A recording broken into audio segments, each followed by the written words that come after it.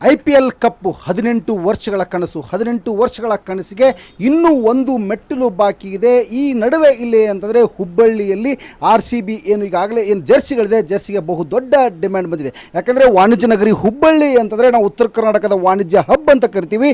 ಈ ಒಂದು ವಾಣಿಜ್ಯ ಹಬ್ಬಿಗೆ ಉತ್ತರ ಕರ್ನಾಟಕದ 12 ಜಿಲ್ಲೆಗಳು ಇಲ್ಲಿಂದರೆ ಬಂದು ಬಟ್ಟೆಗಳನ್ನು ಕರೆಸ್ತಾರೆ.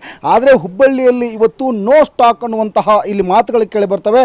ಪ್ರತಿಯೊಂದು ಮಳಿಗೆಗೂ ಸಹಿತ ಹುಬ್ಬಳ್ಳಿಯ ಬಟರ್ ಮಾರ್ಕೆಟ್ ಇರ್ಬೋದು, ಜವಳಿ ಸಾಲ್ ಇರ್ಬೋದು ಮತ್ತು ತಾಡಪತ್ರಿಗಳಿರ್ಬೋದು, ಇಲ್ಲಿ ಪ್ರಮುಖವಾಗಿ ಬಟ್ಟೆ ಅಂಗಡಿಗಳು, ಅದರಲ್ಲಿ ಹೋಲ್ಸೇಲ್ ಬಟ್ಟೆ ಅಂಗಡಿಗಳಿದ್ದಾವೆ.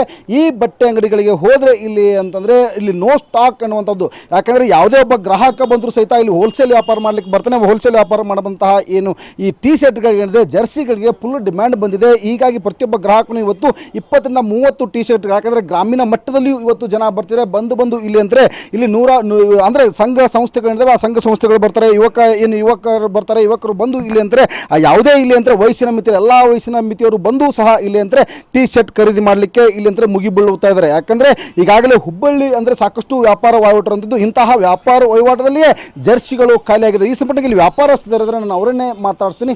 ಸರ್, ಎಷ್ಟು ದಿವಸದಿಂದ ಇಲ್ಲಿ ಟೀ ಶರ್ಟ್ ಇಲ್ಲ ಸರ್ ತಮ್ಮಲ್ಲಿ? ಈಗ ಸುಮಾರು ಒಂದು 4 ಡೇಸಿಂದ ಇಲ್ಲ ಸರ್. ಟೀ ಶರ್ಟ್ ಹೆಂಗೆ ಡೈಲಿ ಬರ್ತಾ ಇದೆ ಸರ್, ಆರ್ಡರ್ಸ್ ಬರ್ತಾ ಇದೆ. ನಾವು ಸೇಲ್ ಮಾಡೋಕ್ಕೆ ಪ್ರಯತ್ನ ಮಾಡ್ತಾ ಇದ್ದೀವಿ, ಆರ್ಡರ್ಸ್ ಕೊಡ್ತಾ ಇದ್ದೀವಿ. ಹೆಂಗೆ ಬರ್ತಾ ಇದೆ, ಸ್ಟಾಕ್ ಜಾಸ್ತಿ ಕೊಡ್ತಾ, ಪ್ರೊಡಕ್ಷನ್ ಆಗ್ತಾ ಇಲ್ಲ.